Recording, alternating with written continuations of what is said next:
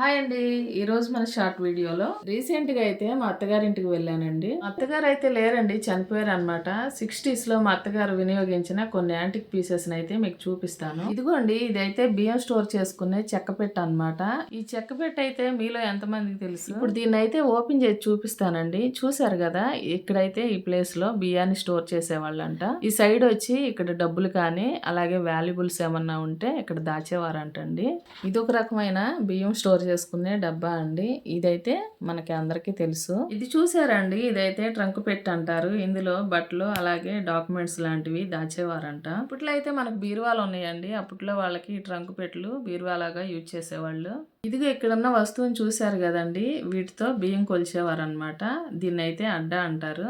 ఇక్కడ చూసారు కదండి, క్యాన్ కనిపిస్తుంది. దీనికైతే లాక్ కూడా ఉందన్నమాట. ఎక్కువ మోతాదులో పిండి వంటల్ని ప్రిపేర్ చేసినప్పుడు ఇందులో స్టోర్ చేసి లాక్ చేసేవారంట. ఈ చిన్న క్యాన్లు చూసారు కదండి, చాలా క్యూట్ గా ఉన్నాయి. వీటిలో అయితే పొలం పనికి వెళ్ళేటప్పుడు భోజనాన్ని తీసుకెళ్లేవారంట. ఇవైతే అప్పట్లో మా అత్తగారు వాళ్ళు వ్యవసాయానికి వినియోగించిన కత్తులండి. చూసారా ఎన్ని రకాలు ఉన్నాయో.